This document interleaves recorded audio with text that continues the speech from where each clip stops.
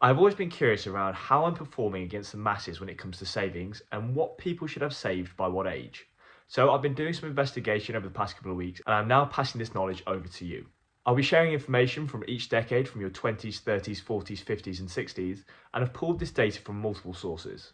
So let's kick this off with your 20s. In your 20s, you're likely to have the least amount of savings and net worth compared to any point in your entire life. This can be down to several factors, such as you've been in employment for the least amount of time, so therefore have the less amount of years to save money. Your student loan debts will have just come through and you'll be at the highest point, and your earning potential won't be as high as it can be later in your career. With this being said, the average savings for somebody in their 20s in the UK is around £2,500, with the ONS saying that the median savings should be anywhere from £3,000 to £4,000. T-Rowe has suggested that anyone from 20 to 29 should have around half of their annual income saved up before they hit 30. So if you're earning 30k a year, this would be having around £15,000 saved up by the time you hit 30 years old. This figure would be across the entirety of your capital, so your investment accounts, savings accounts, and bank accounts. And some of the targets that you should be aiming for in your 20s that I'm also driving myself will be having no unnecessary debt. So we're not talking about student loans here or mortgage payments, but we're on about consumer debt that is just unnecessary. And the second on that list is having a good, clear understanding of your budgets and your finances. The third is have some plans in place to increase your earnings. Whether this is career progression and getting promotions, or whether you're in a commission-based job such as myself,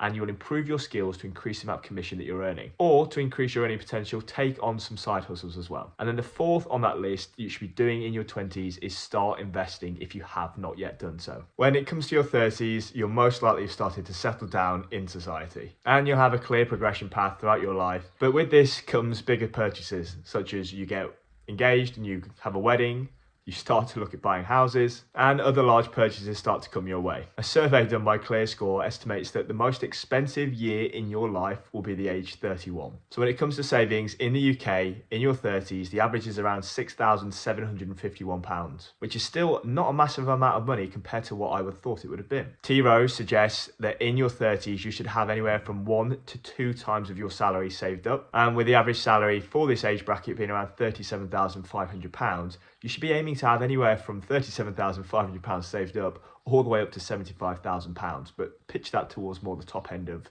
your 30s. But if you are part of the statistics that seems to be way off of what T-Rowe is suggesting, do not worry, because in your 30s you still have a lot of time to turn things around. But some of the biggest steps that you can do is start increasing your earning potential and start cutting down on some of the expenses that you have. Some of the targets I've found online for people in their 30s should be aiming to save towards 15 to 20% of your annual income, looking to remove all debt apart from your mortgage. And then the third one, avoid overspending from lifestyle inflation. Moving up into your 40s, where the average saving of a 40-year-old in the UK is estimated to be around £14,691. If you are in your 20s and 30s and you really want to blast past that £14,000 savings mark, I would really strongly start to think around investing your money and allowing it to grow for you. Look at it this way. If you're 30 years old and you just start to invest £200 per month from zero into something such as the S&P 500, where you get roughly 8% returns per year, you will end up with around £36,589 saved up, which is over £20,000 more than the average UK savings at the age of 40. Likewise, if you start any earlier and you start at the age of 20,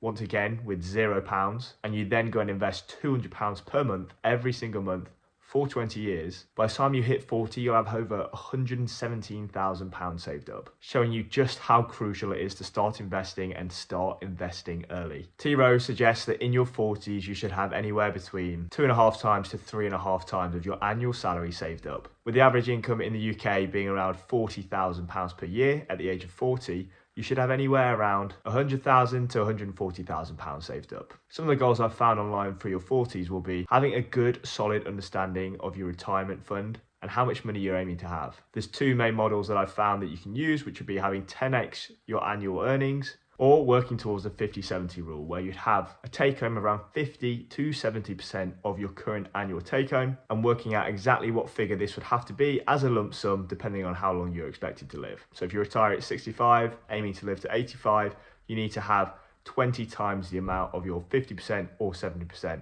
annual salary. And the second goal I found that you should be working towards in your 40s is looking to pay off your mortgage if you have one and aren't investing that money elsewhere.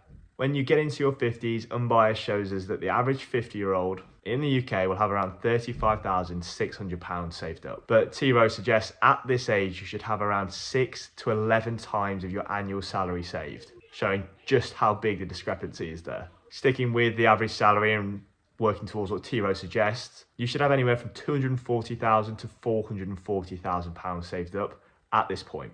When you're in your 50s, albeit the late 50s, you are starting to come to your retirement age. So having this money sorted or coming up to being sorted will really give you that comfort in later years. So some of the goals I've found online around being in your 50s should be looking to pay off your mortgage if you're approaching the end of your 25 to 30 year loan, maximizing your investment portfolio if you have paid off your mortgage and you now have this free cash to invest every single month. And the third is starting to look to diversify your portfolio, whether that's taking on more risk or reducing the amount of risk that you've got depending on your appetite. And when you get into your 60s, the average savings at this age seems to be a little bit undecided, but Forbes suggests that the average person in the UK in their 60s has around £37,000 saved up, with the average earnings at this point in the UK being around £34,000 per year. Now, this is going to be way off what T. Rowe suggests, where in your 60s they are suggesting having anywhere from 6 times to 13.5 times your salary saved up. Meaning that once again, if you were earning £34,000 per year, you should have anywhere from £204,000 to £459,000 saved up. Now, this figure compared to the UK's average savings at this age bracket does seem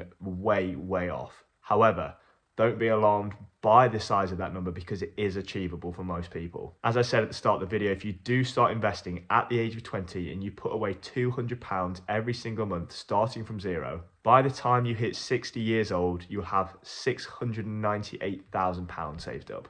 And that's not even factoring in for the idea that you'll be earning more money throughout your career, therefore can invest even more money than that every single month. So having anywhere from that £204,000 to £459,000 saved up is doable if you start investing your money and you start investing your money early. So there we have it, the average savings for each age category in the UK and what T. Rowe suggests you should have saved up by those points in your life as well. Hope you found the video insightful. I know I did when I first started investigating into this. Let me know below what category you fall into and how far you are in your savings journey. And drop a like and subscribe, and I'll see you next week.